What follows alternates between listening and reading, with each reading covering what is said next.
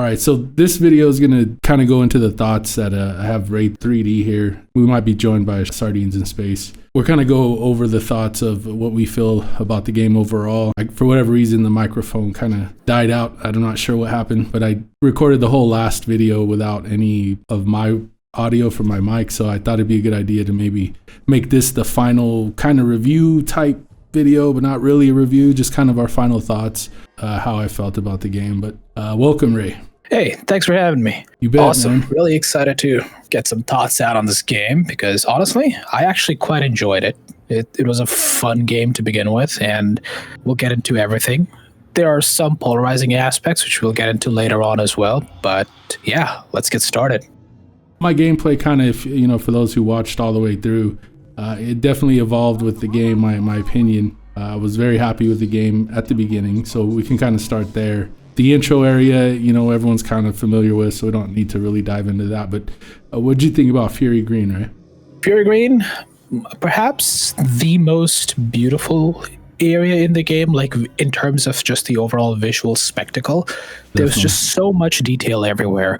Like there were these little tiny creatures and critters that were crawling. I think this is probably one of the most detailed levels that they have ever made in any Prime game, because the amount of biodiversity that they had, I haven't seen that prior to this in any other Prime game nor in any level. And that really helped with the immersion. Like as soon as you're in there, you see like these tiny bugs that are crawling on the branches, those pterodactyl like birds that are flying by. And these are all just passive creatures. They're not just hostile targets. Like in Prime 1, everything was just like a hostile target or something that you could shoot. But these are just creatures that are loafing around that just added so much to the immersion of the world. Yeah, I agree. What I really liked was being able to see, once you got kind of outside, you could see things off in the distance that you actually would later on be there. So like, I think there's a temple or something. And so you can kind of see that with the waterfalls across the way in the background in the distance. And then as you progress through the level, the next thing you know, you're on that bridge right there. And it's, that was pretty cool. I really like the design when it comes to that. Yeah, seeing it being able to see where you're going or where you're going to end up, that was a very cool feeling. Like I thought that was a backdrop when I first saw the trailers. Actually standing on that bridge and actually playing through that segment and seeing looking all the way back and be like, oh, I was over there and now I'm here. That kind of a feeling was actually really nice to have. It did kind of remind me of like Skytown, but was much cooler. Yeah, I agree. The aesthetic of the level too, like you were mentioning earlier, that lush forest, and it's just really pretty. I think that was immediately caught my attention. Was just, we've seen the trailers and stuff, but actually playing the game and seeing it in person, it was extremely impressive. The aesthetic of the game and the graphics. Exactly. There was also the underground segment, like where you go underneath the main tree when you're following that one bug right before you meet Miles. Oh, yeah. Where the music changes. That's such an amazing area.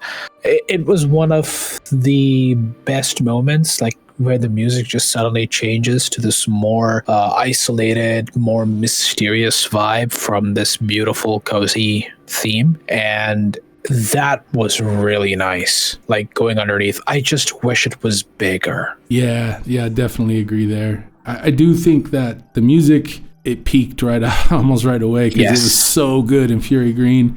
I also like the Vault Forge music, but the Fury Green music was by far the best in the game, or at least my favorite. I think so too, yeah.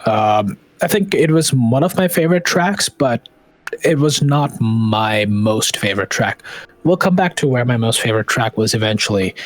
But this was, I would say, my second most favorite track in the game. The audio design in general was fantastic throughout. I think the sound effects, the creatures making all kinds of their weird slurps and burps, all of that felt pretty Metroid Prime like you're used to. I mean, what do you think? As far as the sound design and the graphics and everything, like the presentation period was just top notch. Like, the best I've seen in a Nintendo game ever, in my opinion. Yeah, absolutely. So that was kind of what we really liked about the level. What do you feel like was maybe could have been better? The length. Fury Green was very short. It was very short and extremely linear. There was almost no pathfinding involved in Fury Green, almost none of it. There was never a moment where I was like, oh, where do I need to go? Now, yes, Metroid Prime games are pretty linear by default, but they still let you go pretty far deep until you hit a wall or until you hit a dead end or something of the sort. And not all paths are always dead ends. Some paths often circle back to another one. A very good example of this is like the Chosen Ruins in Prime 1, where you have multiple paths that circle back to the main plaza in the Chosen Ruins.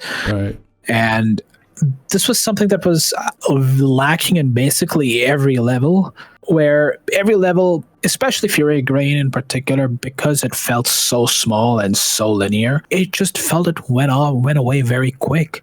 Like, the entire level was done within less than an hour. And that to me was unfortunate because it was so cool. I wanted more. Like, I wanted to be there more. There needed to be more secrets, more puzzles to solve, maybe more creatures to discover, and even maybe a mini boss or two would have been really cool to have. Yeah, I agree. I feel like it was over way too quick. My favorite room in the whole level was the one with the 3 statues where you had to come back when you had a different energy shot, right? And ultimately it just ended up being for an energy tank. And I was just like, this would have been a great place to have a suit or something that was just really, really cool and big. And I just feel like they kind of missed an opportunity there. Yes, you're right. That payoff wasn't very good. After you unlock the statues with the 3 beams, you solve their puzzles. Even those puzzles were actually nice, you know? Yeah. Those are the only puzzles that made me think for a little bit or had me actually do something. I wish that it had a decent payoff. Yeah. Unfortunately, it didn't. I mean, energy tank is fine, but that should have been where you got the new suit. And the green energy should have been completely optional. We'll get to that eventually later on, but let's finish up with Fury Green first. Yeah, I agree. I think that the suit there would have made more sense. And I agree. I think that the way you had to actually do some puzzle solving in that area was awesome. And it was really the only reason you had to go back to Fury Green. That and the energy crystals. And plus that was the home base for the NPCs. So really, though, there wasn't a lot of other reasons to go back to that level, and that also was too bad. I felt like if they could have given us more to do in that area, like you're saying, made it bigger. You mentioned that in other Prime games, you hit a wall eventually, and then it kind of redirects you, and then maybe connects, and you get a power-up that gets you past that wall, and it really felt like there weren't any walls. It was just really linear. We were just going through Prime 1, so since you're joining this, we're going through Prime 4, not Prime 1, Prime 4, level by level. Basically, what we liked, what we disliked about it, pros and cons. Starting with what we liked, obviously, then moving on to the next one. So we're just sort of wrapping up with Fury Green here. Hey, what are your thoughts on Fury Green? I think it was way too short. Way too short. There's this part in the game or in that level where you go to this like foresty area, and for a moment I thought like this was the second biome of the bigger biome. I was really excited because it looked so detailed, and I didn't know like we were gonna like do this whole Metroid like round Metroid Prime 2 thing where you're like Agon Waste, and then there's like different parts of the Agon Waste. But then as soon as you rescue Miles and you get back up to the surface, and then you're told you need to go to the Volt Forge, I was like, there's no way this is it. So I assumed that maybe we'd come back, but no, that was it. Everything you saw there on the first go was the only thing you did in Fury Green. And then there's like an additional special room that you can come back to get power-ups as you progress, and that's it. So overall, strong feelings of the level, but it was way too short, so not very impressed by it. Yeah, we had mentioned, one of the things we liked about it was the sound design, the aesthetic, the graphics, the way you kind of move around the world and how you can see off into the distance a part of the level that you will eventually make your way to. So there was some of the more positive things we had to say as far as that, especially like the music and the graphics were really impressive. What do you think about those? I have no comment. Those are amazing. I think they nailed Fury Green, man. Fury Green was just like, when you walk in Fury Green, it's just like, wow, where Metroid Prime is back. And then No, I agree. It was just over way too soon. It was just too brief. They needed to add more to that level and flesh it out and give you more reasons to go back there. one thing that stood out to me about that level is the music. I think we all talked about this in the trailer, where they played a little bit of Fury Green, and we're just like, wow, this is Metroid, it's back. And this is like such a reverse from what Dread did, because Dread's music was very forgettable. So there are moments like where you see giant waterfalls, and then you beautiful melody in the background, and you change the pace. You don't want to run anymore, you just want to walk. I never did that in most Metroid games, but in this Metroid game there are moments where I just wanted to walk and just observe the environment, like that forest that I mentioned earlier, where that bug is like running away and then a griever comes and kills it. I spent so much time there just like observing every little nook and cranny. So yeah, it's a shame that they didn't really give us more reasons to stay there. I heard that they wanted to make Fury Green sort of like the hub world at one point, but then when they needed to make it more open world-ish or more like Breath of the Wild, they settled for the Soul Valley. But if it were true prior, it would suck, because that's how Metroid would have been, or at least for this game, it would have been so much better to have made that the hub world. Considering there's like a giant tree in the center, it almost feels like it should be the hub world. After that, obviously, you immediately get thrown out into the desert. We all, I'm sure, had our reservations about that. I know I did going into the game. I knew that was going to be something that didn't look great to me. I think like most of us, we all kind of felt like that didn't look like Metroid Prime, at least as we've known it to be. Prime 3 has kind of its issues too when it comes to traversing the worlds and the different planets, but this was definitely more Breath of the Wild-ish and open world-ish, I guess you could say. They tried to throw this big, open area in the middle of all these smaller biomes. But yeah, I kind of felt like going into that already, I wasn't going to really like it, but I didn't want to formulate that opinion before I actually played it and give the game a chance to, win me over. But I can honestly say that it didn't. That part of the game was as bad as everyone thought it would be, and I just personally, there were some parts where it was kind of fun, but overall it just was not that fun, and it kind of seemed like a waste of space, really, in time. We're all on that copium. I really wanted to believe this was just like a misunderstood thing. Truly, somebody will shine the light on Soul Valley, but nope. That thing just sucked. I really held out my hopes till the very end for Soul Valley, but honestly, it was way too big for its own good, and it really did not have much of substance. I wish that it was like a quarter of its size and had all the shrines and everything that it had in it condensed into a much smaller place. That would have maybe made it just a little bit more tolerable, and of course, completely omitting the green crystal hunt at the end, because that to me really killed the replayability of the game. Yeah. Right? As much as I loved every other level in the game, like I loved going through Ice Belt, through World Forge, but there's this part in the game when I reach to a certain point, I believe it's just prior to the mines, I'm like, I don't want to play this game anymore. That's such a sad feeling, man. Yeah, I only laughed because I had the same thought. And there were a few things about Soul Valley that were somewhat promising, one being the shrines. But then I felt like, well, if you're going to try to take some of the game design from, say, Breath of the Wild, and it had the shrines, but those shrines were actually fun. They were different. You had different puzzles, and it was centered around using the mechanics in the game and the different power-ups. And that would be perfect for Metroid. I felt like Metroid Prime, if they would have actually done that. But instead, there's very minimal interaction. They're all really small, and there's only a couple of them. And yeah, it's just another wasted opportunity, I feel. I read this online somewhere that Ocarina of Time's open world is more impressive than Soul Valley, and I have to agree with it. There's more secrets hidden. When you find a power-up in Soul Valley, it's as you said, Jason, it's so bland. You just use whatever MacGuffin that you have to progress to solve that puzzle. So electric beam. Let me use the electric beam on this thing, and then you get the if it's an expansion, and then there's a green crystal section where you can collect a bunch of green crystals.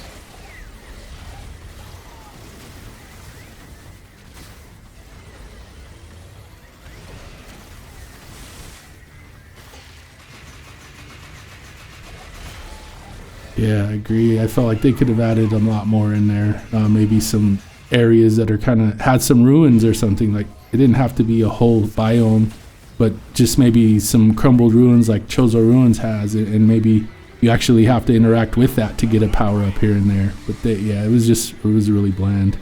Does that round out Soul Valley?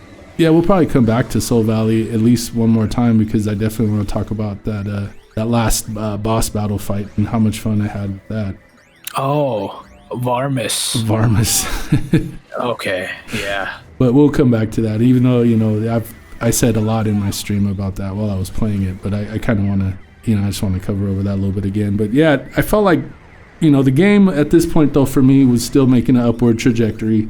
I thought Fury Green, because at the time, I assumed we would be going back there for more reasons than just to interact with the NPCs and get green crystals. Vault Forge was really cool, like going into the Vault Forge and actually that first area on that little bridge, the design and just the music, it was very epic. What'd you guys feel about Vault Forge? Honestly, one of the better levels in the game. I would say probably, for most people I know, it's perhaps their favorite, but I would say very close to me, my second favorite level in the game.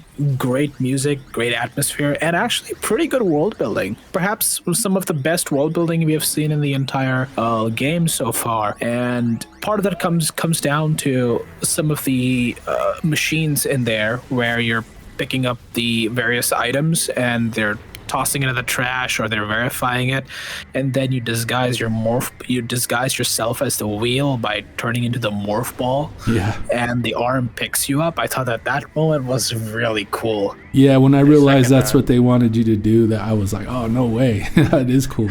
I know, Sardines, I know you had mentioned before that was probably one of your favorite areas. Yeah, it is my favorite area. I think everything about that area speaks to me in terms of Metroid.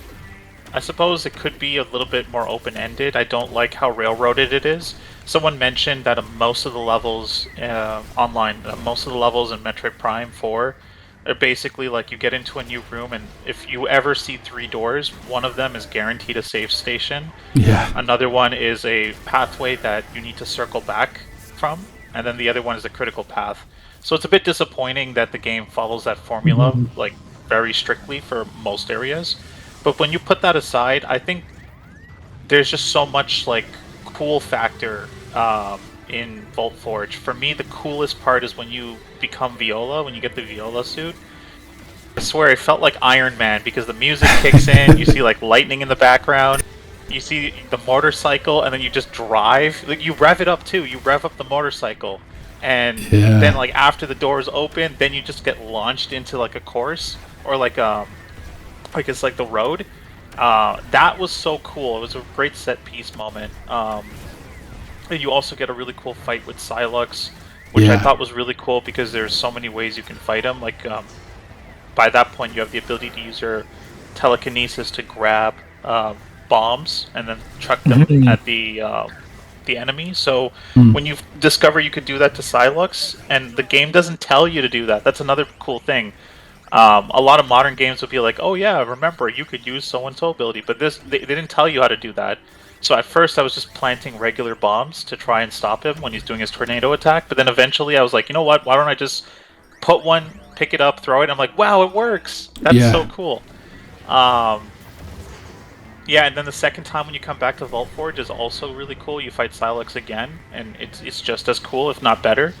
I will say I'm a bit disappointed with the motorcycle segment, the underground motorcycle segment. They just turned it into like a tutorial when it could have been its own thing. I wish that they had just made it its own thing. Yeah, I felt like that was kind of a waste too. I didn't understand why they didn't just do that out in the desert. Yeah, you're touching on something that I've always wondered. Just like, why don't you just make like an underground station, like substation, where you use the motorcycle to go from area to area? I think that would infinitely feel better than what we got with Soul Valley. Yeah, I agree. You mentioned the 2 Psylux battles, and even though ultimately it wasn't Psylux, but it was those were the best fights in the game in my opinion. Those 2 I loved more than any other battle in the game. I think both Psylux fights in the Vault Forge were phenomenal. Well, in general, Worldforge had perhaps the best boss fight. Zelios was an amazing fight as well. Oh yeah, that was a really good fight. It was very fun. Like, I was actually surprised by how fast he was towards the end eventually. And that was actually a very pleasant surprise. Because I was just expecting, it's just going to be a slow, bulky-looking ball. And I'm like, it's just a ball. But then I was actually quite surprised by his moveset when he started firing off his lasers and everything towards the end, and it became a lot more chaotic. I'm like, this is actually pretty good. And I believe I died to that boss on my first run for the first time when I played it, and that was cool. Yeah, that was probably the first real challenging battle in the game. I like the way they utilize the aiming. It's kind of like the first boss you fight, but the first boss was just annoying. You had to just shoot the pulsating parts. But with this one, they turned the gimmick into something more like you should aim at specific things, and you don't get punished if you aim at the wrong thing because the boss is always moving, so it might open a pathway for you to damage it later on. So I guess that kind of covers the Vault Forge. I know you go back there quite a bit, but really there's not too much more to it other than the two Silex battles and then the eventual power-ups. But the overall vibe was really cool. The level, I really liked it, and actually didn't mind that level was linear. I felt like that kind of fit for that area, and the way they designed the verticality of those spires were actually the only verticality in any of the levels of the game, really. And so that was kind of cool too. The elevators and stuff kind of felt more Metroid. The linearity didn't hit that as hard. It could have been bigger slightly, maybe, but the fact that the world building was so good, I actually did not feel like it was small at any point, just because there's so much going on. I don't know if you know this, but if you're going down the elevator the first time and you're looking outside or you're facing the other way, you actually get to see one of the Cybots fly in, and it stares at you while you're stuck in the elevator and the elevator's not moving. Then the Cybot flies away, then the elevator moves and it suddenly just drops down. It is such a cool moment. And you actually see yourself going through the cloud layers. There's such good world building in that level. I love it. Yeah, I agree. I really enjoyed that level, playing through that too. It was definitely still, the game overall was going upward for me. I really was having a great time. I think my biggest critique would be if, again, that third spire was completely a waste to me. I felt like that track could have been out in the desert. They could have, and would have had maybe some jumps or interactions or something that would actually made it cool, to race out in the desert. But because you have all that space out there, you're not using it. And then that third spire could have been maybe something, some more of that kind of verticality in that level design. Did you have any other thoughts on Vault Forge, Sardines? Yeah, I did. So there's a part where you come back to get a power-up, and I felt it was pretty disappointing because you used your psychic abilities, and there's like a psychic kind of spider ball looking booster. I believe it's like you have to use the booster, and then it's like you have this like a ghost apparition spider track that goes from one tower to the other. Right. And it made me think like there's so many ways they could have used this and give you incentive to explore like deeper. And also, because these towers look so big on the outside, it doesn't feel like you really explore all of it when you're in the inside. Because they have this sort of elevation where you've got a platform, and then you have an exit and an entrance, and then you've got maybe 3 stacks of it per tower. So I thought like they could have done something fun in the visit. The common theme with most of these this game's levels is that it was over before it really got started. I have another one in the ice belts that we can get into when we get there, and I'm sure you all agree on that one. And the ice belt, for me at this point in the game, I was still really enjoying myself. I really felt like it was living up to the expectations so far, because once again, I hadn't had to go back to Fury Green, so I hadn't yet realized how small and how that wasn't going to really go anywhere. Same with Vault Forge. I felt like, that one, like we had said, is a little bit where the linearity didn't really bother as much, because you had some really cool boss battles, and then you had some really cool music, and then just the levels were really, really well designed. But then when we get to the ice belt, I felt like, for me, this is where the game starts to peak. The story gets really intense, the vibe gets really intense, and the level design seemed to be really well done, and I was really enjoying myself there. And I kind of felt like this was the plateau of the game. What do you guys think? Yeah, this is definitely the height of the game, pretty much. And perhaps the only level which had a little bit of pathfinding while you're trying to find those keys, or the ones which you have to scan. Oh yeah. I think this is the only time in the game that they had some level of reasonable pathfinding, even though they kind of screwed up the scan visor, which we'll come back to perhaps later. But overall, that little pathfinding section when you're navigating these isolated corridors was just atmosphere. There are hardly any enemies. There is no action, and you're just taking in the atmosphere, descending one level at a time through these creepy looking labs.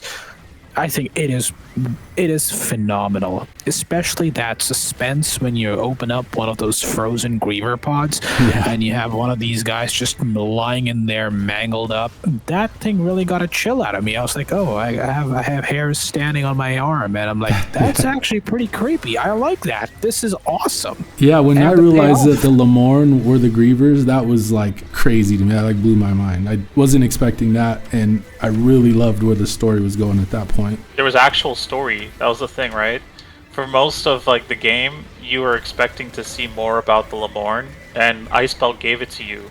And I remember when you learn about it, and then like all the Grievers come and attack you. And the Grievers themselves are really cool because unlike other enemy types, they've got layers to them. It's like if you shoot a missile at them, they can like deflect it. They jump in the air. You can like stop them while they're in the air with an ice beam, and then they'll fall and just like shatter. Yeah. Lots of cool like things you can do with the Grievers. But yeah, I think the story elements is what really made that level better for me.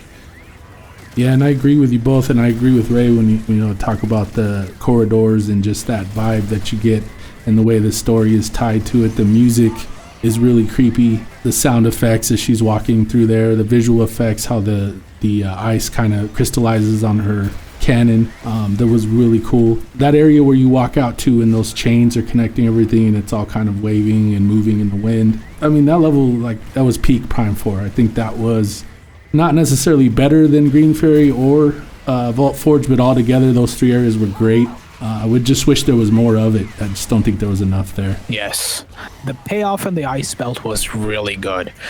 Like when you turn on that power generator and that awesome music kicks in, that for me is is my favorite track so far. Perhaps one of my favorite tracks in the entire quadrology so far in all four Prime games. That one soundtrack, it's called Ice Belt Power Generator or Ice Belt Power On. When the generator starts spinning and the entire atmosphere just completely changes.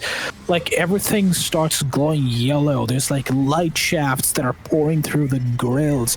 Then there's the ice that's like thawing, and there's like water that's like pouring out. All the critters and creatures are crawling out because the ice is thawing. It was such an awesome moment just to see that payoff. And then the Grievers join in because now they're like, oh, we just thawed the ice, they're gonna get unthawed as well. And that's exactly what happens, and it was brilliant.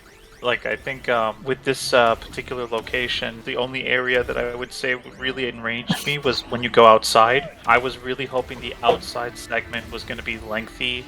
Yes. They showed us in the trailer sort of that outside portion. That's really all that's there in the trailer. And that's a bummer, because that outside section was giving me Phendrana Drifts vibes. Like, I was really starting to see, like, oh, okay, we had the wolf enemies that you fight in the beginning, which were really unique, and maybe you'll fight more of them over there, or you'll explore the mountain range and you'll find some other abomination, but nope, you just cross the bridge and that's it. There's no more outside segment.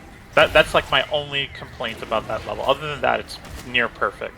Yeah, I think they put a ton of work into the detail of this game, which maybe is too easy to overlook sometimes, especially with like newer games. We're kind of getting spoiled with really detailed worlds and stuff, especially it's like newer open world games and stuff. But to see that in a Metroid Prime game was awesome. Like you said, Ray, seeing all those creatures unthawing, creatures running, trying to escape. It was the pinnacle of the game. I feel like that was the best that game got was right there. And up to that point, the game overall was was really good. It was really solid. I found some faults. Obviously, we've kind of spoken a little bit about some of them, but overall, it was on an upward trajectory. But then we kind of start to go and flatline a little bit as we move into the flame pool. Flare pool. Flare pool. There you go. See, and these names are so generic, I have a hard time remembering them. God, yeah, that was you'll never forget Magmore or Fendrana, but flame pool. Yeah, come on, flame pool, like even Fury Green. You couldn't really come up with a better name. Like, come on. So the flame pool, that one was like the one wall that you really hit, right? Where you're trying to go over the bridge, and they're like, Silex or someone, I think it's Silex, blows up the bridge, right? And you can't cross. But that was kind of the only wall in any of the levels where it actually kind of redirects you mid-level. And so then it sends you back, where is it, to the Volt Forge? But before we move past that, what were your guys' initial feelings about playing through the flame pool? Ray, I'll let you go first. Flare. Sure. I have some thoughts that have changed over some time. I thought the initial feeling was very good. Like when we were first entering the area, there's an initial part that's nice when you get that first little upgrade of the fire shot and you go back, and then when you come back, when you actually get to explore the rest, I felt it was a very detailed place, but the lore was a little bit lacking, and just the overall atmosphere felt washed out because of the constant NPC chattering. Like, that's where I actually felt that the NPCs were slowly starting to detract from the feeling of, being able to absorb the atmosphere and what's really going on, or trying to figure out what this place is. Because much of it was told by the dialogue, be like, oh, this is where they were extracting the green energy, this is where they have the generator, this is where they have the pillars that are holding up these things, and we gotta blow this up. So it sort of got spoiled, the exploration, because of the dialogue and because of the NPC characters. But aesthetics wise, it was pretty good. It did feel like they got tired of writing text. Like they got tired of writing out the story for the lore and the, scanning things. Like you said, they kind of broke the scan visor and made it completely just not even integral in a lot of ways. I mean, there was still some stuff you had to scan to figure out. And then there was a lot there for the lore, but it kind of, at this point, like you said, that became less of a thing, and then it was more just them literally telling you the story versus you discovering it. On that note, regarding the NPCs, one thing that I've come to realize, I'm gonna lightly pivot to a different game just to make this point. I haven't really gotten scared with Resident Evil 9, and I think a big reason why I don't get scared of Resident Evil 9 or a lot of the more modern Resident Evils is that there's too much chatter. Like, if there are NPCs, they talk too much. Your main character, whoever you're playing as, they react to everything and they make commentary while you're going through it, and that eliminates the atmosphere. The horror factor is completely gone. Then you go back and you play the old games, and they don't obviously, because of technological limitations, the characters aren't speaking, so it's just you, the player, as the character, experiencing the horror. So if something jumps out of a closet, tries to scare you, you're not going to hear your character go fuck. No, you're just going to react to it. You know what I mean? It has a huge effect when you play these classic games and mostly nobody talks. It's just pure silence and gameplay. So I translate that into Metroid, and it's almost the same thing, where you're exploring the area and you're having players or NPCs tell you what the area is like, rather than you just going and experiencing it and thinking about that experience yourself. Plus, you have a scan visor, which should be the vessel that you use this device to learn about the world around you. So I think that contradicts a lot of what Metroid atmosphere is like. So it's a shame that level in particular, it felt like they took all their story bits for the Federation and just dumped it in the flare pool, when it could have just been one NPCs you interact with. Putting that aspect aside, I do want to mention that the area has gotten better over time with me, because I treat Prime 4 as sort of like a collection of set pieces, and then you've got the core exploration gameplay. They sacrifice all the exploration in this level for set pieces. There's so many set pieces. There's that explosion sequence where you have to run away, and I really warmed up to it because almost every Metroid has an escape sequence, whether it's in the beginning of the game or towards the end of the game. So I really like that they had this one in the mid game. And it was a really cool one too, because the whole facility is blowing up. You have the grapple hook, so you can start to like swing from area to area, and you can revisit the older areas after the explosion for like some really cool upgrades, including using Viola on the lava. But aside from that, as a full realized level, I think it would have really nailed it if they had introduced new enemies. But no, they go for the same Vault Forge enemies, and then like the weird lava spider, which just looks goofy in my opinion. Like that lava spider looks like it comes straight out of like another game, like Star Fox or something. It could have been like a really cool, maybe Silux type of troop. I don't know. They could have done anything and it would have been better for me. But returning the Cybots from Vault Forge, I felt was lazy. And you can see the writing on the wall, like, oh my god, the budget is starting to show cracks in this area. Yes. Yeah, I think they were getting close to that deadline where they were gonna, start spending way too much money to finish that game, and they kind of had to wrap things up. That's kind of how it felt like to me as well. I think one thing I did want to talk about was the boss battle for the flare pool, which was Fenros, which was 50-50 for me. It was a hit and a miss. The first part of it with the lava and the bike, I didn't really care for. I felt like it was a simple thing to do, to just hit those parts of his body as he's going in and out of the lava, but it just wasn't very fun. I didn't have a lot of fun doing that. And then the second half of the battle was cooler, because you finally defeat him by using your beam to aim it through inside of his mouth. And now I felt like, okay, this feels more like maybe previous games. One that comes to mind is one that I dare not mention, but Other M, that Queen fight in that one. That was pretty cool. I actually enjoyed that fight too. But what did you guys think of Fenros? Fenros was a good fight. It was all right. It was nice, as in that it was a spectacle. Yep. But it was still, it's the same problem that I've had with every boss in this game, is that they are all shoot the weak point bosses. Every single one of them has the exact same principle. There's absolutely nothing contextual about them. Like when it comes to Fenros, why does he have very specific bright blue color, weak spots on his fins, on his face? Like, what's the logic behind it? Why is it that I have to shoot these things? There's no context. There's a logic, but it's a really bizarre logic. Sorry to interrupt you. It's the Metroids, right? The fusion Metroids that fuse with the monsters, and then you have to shoot that pulsing part. But it's so half-assed in this game. Like, they don't really show you what these Metroids were or what they were doing. It's just everything is already corrupted with them, and therefore you need to shoot that part of it. Yeah, it just feels like visual cues. Like, they almost thought the players were too dumb to figure it out. That's why I really loved like Prime 2, for example, and Quadraxis, and having to scan different stages of the fight to figure out what you do next. And you never had to do that in this game, really. Well, not even once. In fact, I don't think I ever found the need to scan any boss to determine how to kill it.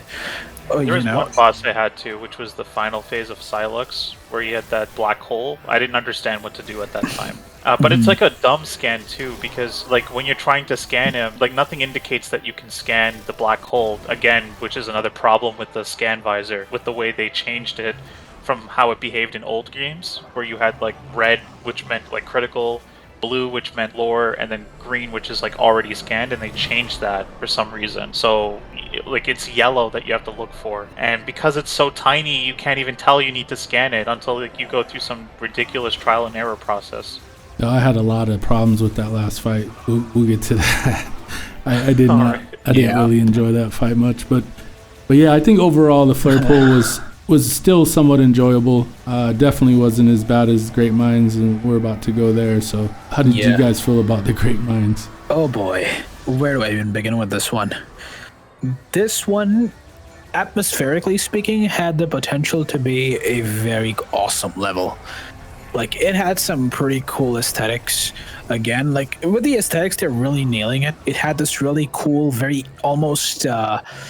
this area very much reminded me of the Aliens movie, right? With the xenomorph eggs and the xenomorph hive and stuff going on. Yeah. It reminded me quite a bit of that. But just very poorly executed. So all the atmosphere was just robbed from that place.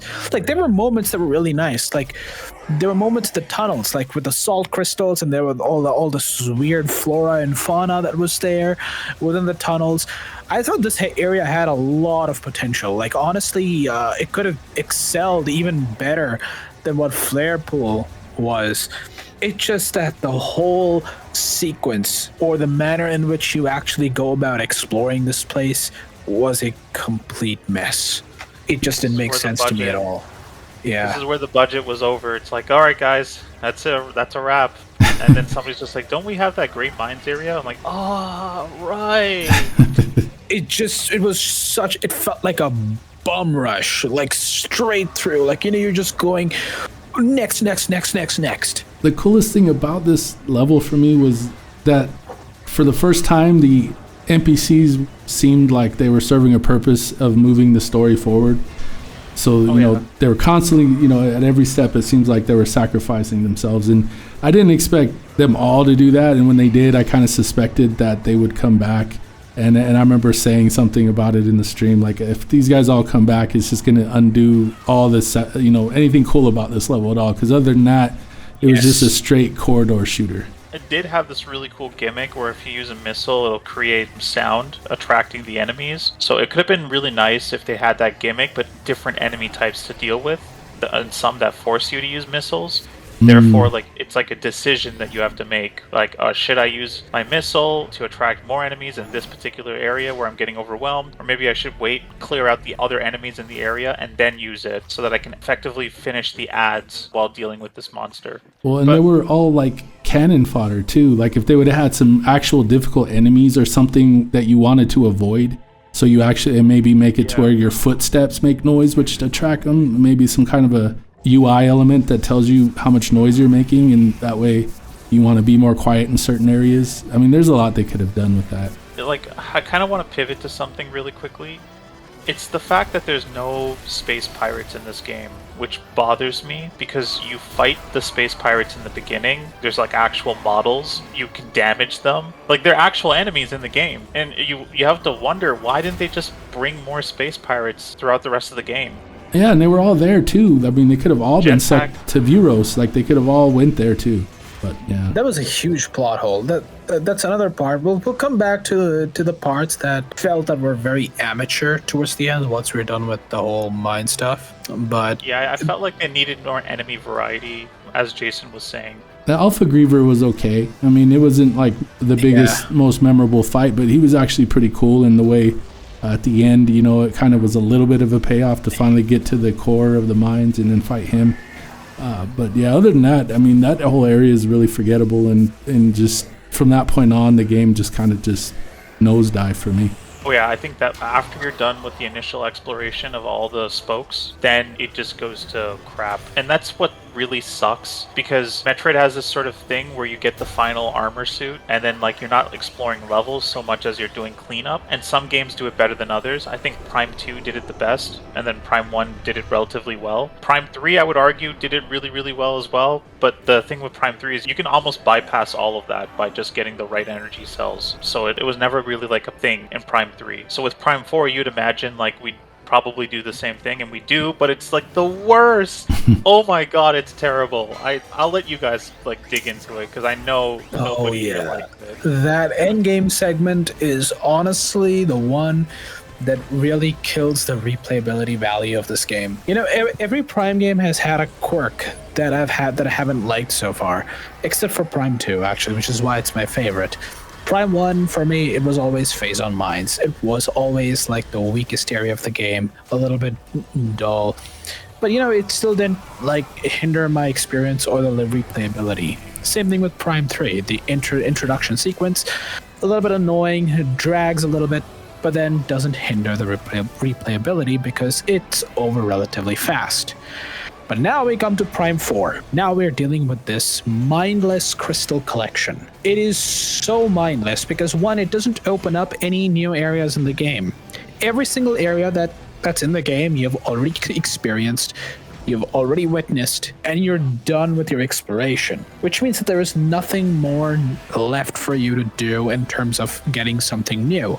Second of all, is that suit. They expect you to collect all the green energy crystals in order to get the suit, when in every other prior game, like in Prime 2, you get the light suit before you go on this goose chase. Before you go on the final goose chase or this final hunt. You get the phase-on suit before you go on the artifact hunt. You get the light suit before you go on the temple key hunt, and the hazard suit before you go on the energy cell hunt. So this was just a complete inversion of that formula, which I felt was so thoughtlessly executed, because it doesn't make any sense. Yeah, the words out of my mouth. Like we were saying earlier about that one room in Fury Green where they have the 3 statues and you actually have to come back with the charge shots to, do different puzzles and unlock what ends up being just a tank, an energy tank.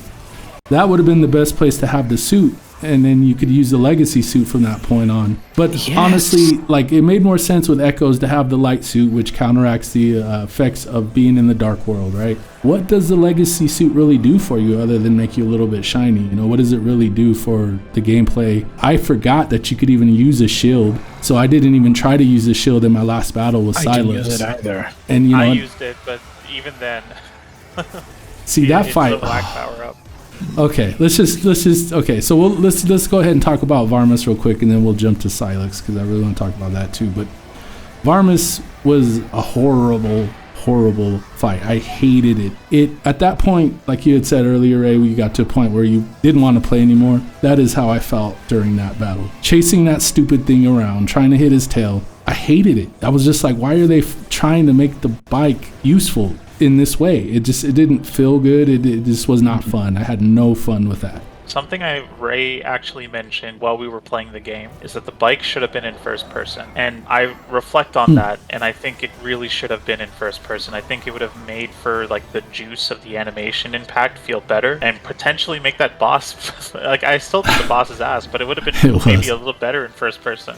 Wouldn't it have been cool if there were enemies that could have knocked Samus off her bike, and then you tumble in first person? The camera just rolls on the desert floor. That would have been such a cool effect to have. I'm surprised they didn't do this, because I feel like they completely missed out on the whole immersion aspect of Metroid Prime. The only thing that's ever supposed to be in third person in Metroid Prime is supposed to be the morph ball.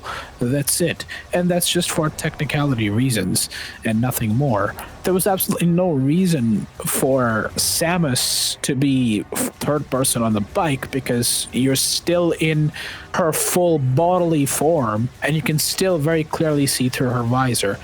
It would have been so cool to have it like a cyberpunk style bike ride. If you have ever played Cyberpunk 2077 and you've driven the bike in the desert, and if you crash, it's you fly forward and you tumble into the ground, and there's dust and everything kicking up on your face. It is so awesome. It just adds so much more to the immersion. If they were to go in and add that ability to go into a first person mode on the bike now, I think that would help the replayability of the game a lot, actually. Oh, I think so, yeah. It would at least change the experience up a little bit. But I take it you guys weren't the biggest fans of that Varmus fight either. No. The boss fight just came out of nowhere.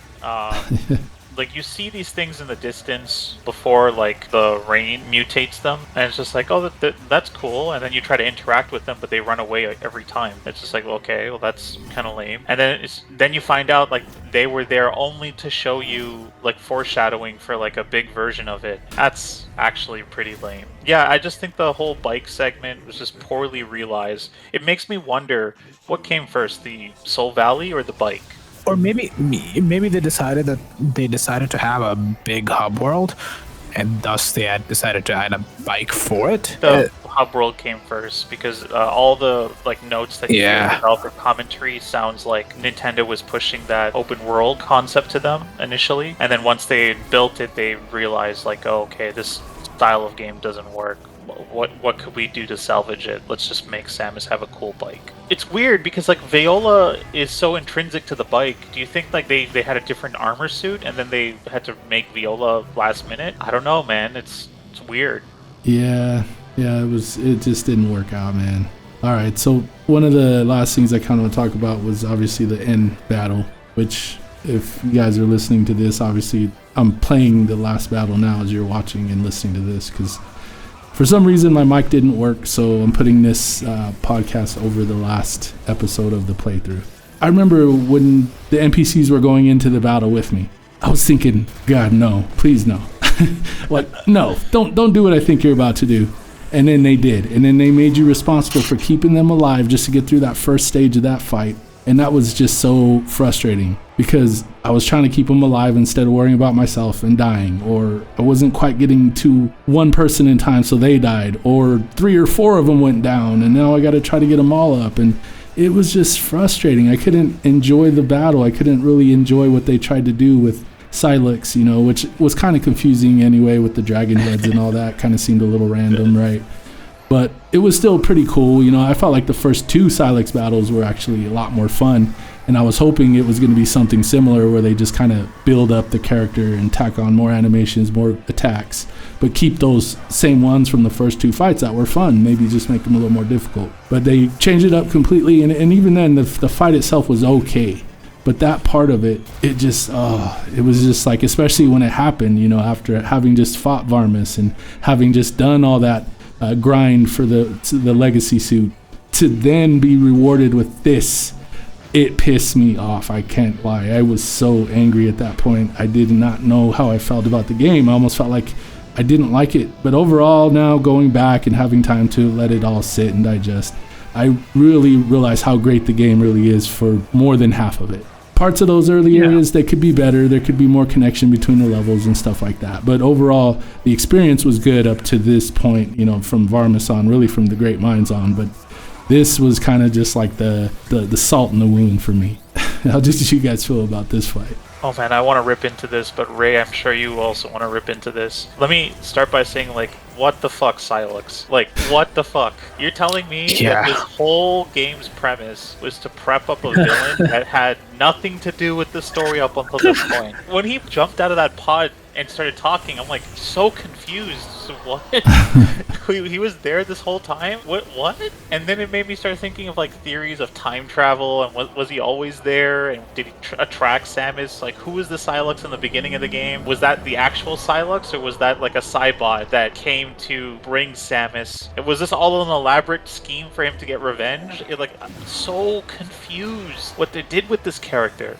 I think they left it open-ended on purpose, and hopefully we'll get a continuation to the character and the story. But yeah, it just seemed so weird. I thought the same thing. Why was he in that? Was he there the whole time? So what, was he controlling things from that spot, or was he being controlled? And then who's controlling him? So yeah, the lore, the story, the Lamorne, everything just goes out the window at this point. It almost felt like Silex was shoehorned into a story in which he did not need to be there.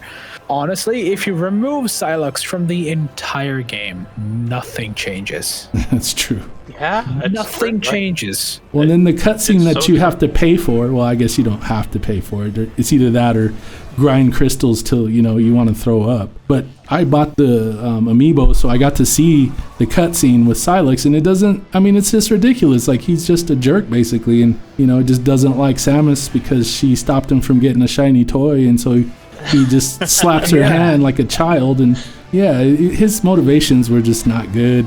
And I like the character, though. I do like Silex. I do like his design. I do like his voice. I thought he had a really cool voice. But yeah, he just, like you said, Ray, he didn't really do anything for the game. And my biggest thing was he was a jerk, but my biggest problem with Silex is that at the end of the day, he was just a guy. He's just a guy. He's just a random guy in the Federation. I'm sorry, man, but that's just... to me, that just doesn't cut it. Anthony Higgs has more special qualities than Silex. At least he has a face, bro. Yeah, it's almost because they said in the in previous interviews, and he was in what was that, Federation Force and Prime 3, I think, right at the end. Yeah, just because he was in those games and they had promised that character a long time ago being more involved in the next set of games, that they just shoehorned him in, because really, like you said, it didn't do anything for the story. Although I will say that those early boss battles were really good, and so I'm glad that he was in the game for those alone. But yeah, when it comes to the story, the Lamorne, all that was really cool, and it just didn't pay off. They didn't do anything with any of it. It's like you said, they got to a point where they were like, okay, we got to hurry up and get done with this game. Exactly. And okay, fine. Like, you know, even if you had to give him the fact that, all right, he was a Galactic Federation guy or worked with the Galactic Federation in some capacity, like, what special traits did he have? Was he a weapons specialist guy or some guy who was like super genius, good with tech, mad scientist kind of guy who built this suit for himself and went crazy in the process, you know, like Doc Ock or whatever from Spider-Man or something like that? No, this guy's just a grunt. He's a grunt. He's not even, he's nothing. You know what this feels like? Somewhere in the development, like the storyboard writers were like, okay, we're working on the Switch hardware. We are incredibly limited. Like, we have to take what is the best, coolest looking thing that we can like render and then just contextualize it because of the hardware. And then they're just like, oh yeah, like why don't we do one where like Samus is fighting with the Galactic soldiers and facing off against the pirates? And they're just like, yeah, let's render that, make it look super realistic. And then halfway through the storyboarding process, when they were told design changes were going to happen, this doesn't really fit into the new game with Soul Valley and everything. Why don't we just make this like some extra unlock? That's what it feels like to me. Like, it doesn't feel like they carefully, meticulously crafted Silux's origin story. It felt like he was an afterthought. Like, you could have the entire Galactic Federation plot in the beginning, not have Silux in it, and still had that artifact explosion happen because of some random space pirate firing it in the process or in the warfare. Because it doesn't have to be Silux. It could have been anybody that could have done that. And the entire game's event would have unfolded exactly as we would have seen it without Silux needing to be there at all.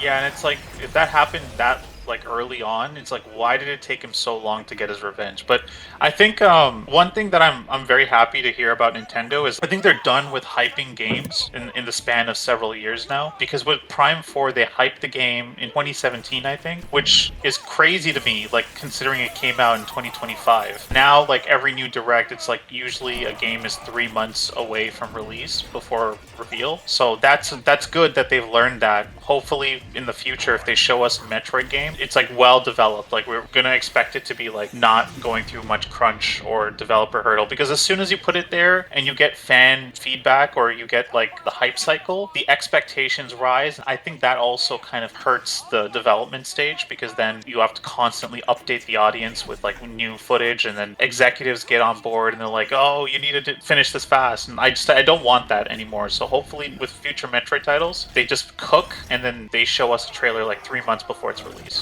Have you guys heard anything about the sales as far as recently? The last I had heard, it was around 1 million, like 800,000 or something. Yeah, I think that's still the only thing that you can find has sold over 1 million copies combined from Switch 1, Switch 2 as of February 2026. 1 million copies. It's not good. Yeah. Not good. That's not good. Yeah. Not for that kind of budget. I mean, we're talking about AAA, all those developers that worked on it. They hired a bunch of talent. I remember there was a period of time where it seemed like you heard about new guys, really talented guys being poached from other companies constantly for this project. And yeah, it's just they had to have invested quite a bit. And so that does worry me a bit about future Metroid Prime games. I feel like there will be, and hopefully, like you said, Sardines, they'll kind of keep the lid on it until it's really ready and give it the proper amount of time. Because this game took so long, as we know, it got canceled originally. The original development of the game was canceled and then moved to retro. And I feel like there is a lot here, you know, the aesthetics, the graphics, all that stuff, the engine that they've developed for this game. It would really be a shame not to see them make a Prime 5. I hope they take the lessons and they really invest on a proper production for Prime 5. Metroid Dread is the best example of this. It came out, it got revealed, it was almost already ready. It didn't shadow drop, right? It came out 3 months, I think, notice they gave for that game. 5 months. 5 months notice. 5? Okay. I think they did everything correct about that. I know some people are upset that they've revealed Kraid. Putting that aside, it was a smooth marketing campaign, very smooth transition to consumers. We bought it, we talked about it, and then obviously the critical reception was really good. So they should use that as a template moving forward. Show us enough to get us curious, but not too much to get us seeing all the surprises. But at the same time, have it ready, have it like properly set in stone. I think they're in a good place for them to just like really take the feedback of this game and make the best Prime game. But we have to know, because you'd think they'd have done that for Prime 4, but no, Nintendo gets in the way and says, hey, you got to make this open world-ish. I really want that conversation to end. I don't know like to what means Retro has to like sway Nintendo from stuff like that, because it really feels like they're unfiltered about it. Almost every game they release is some open world aspect to it. Even Mario Kart, it's gone open world, and it's got like a very Breath of the Wild open world with like four spokes in the corner, and that's what happened with this game. So I don't know to what extent Nintendo is just gonna stay back and let them cook. I don't think Retro doesn't know what a Metroid game should be like. I'm pretty sure they know.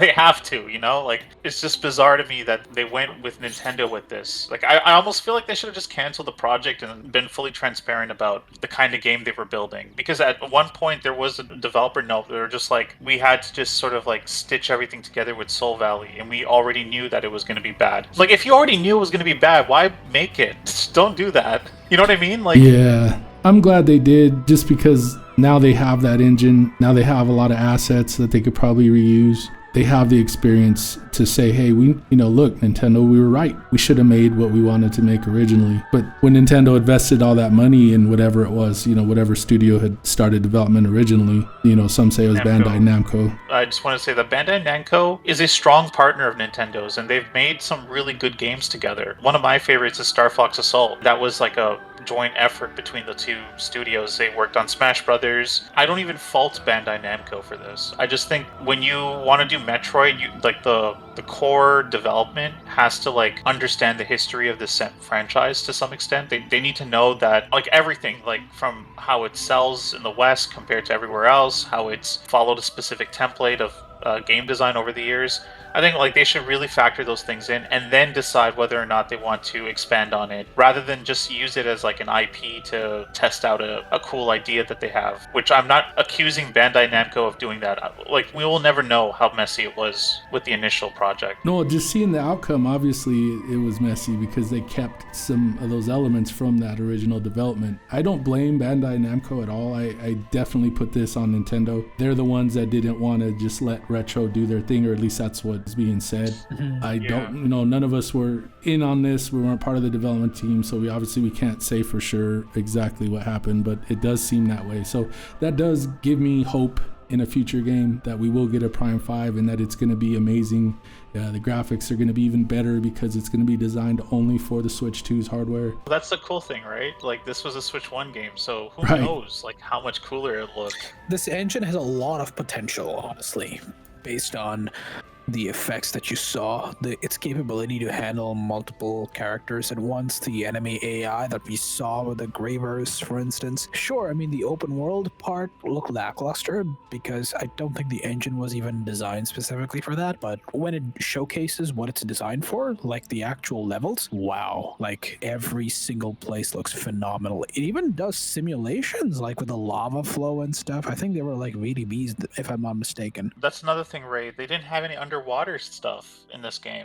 They didn't, no. That would have been cool if they did that underwater stuff. So I think overall, if I were to give the game a score out of 10, I'd probably say it's around a 7. I think a lot of the game was done really well, and there was some promise there that just didn't really pay off. Like with the story too, there was just things and opportunities they had, even with the design that they had in place, that just didn't pay off. And I don't think they had enough time to flesh out the mines and to flesh out Soul Valley enough to make those pay off. And so they became, detractors versus something positive. But yeah, I think overall it's a game that I'll find difficult to go back and play through because of the ending and because of the green energy grind, but I will go back and play through it at some point. But yeah, I pretty much would play any of the other 3 games first.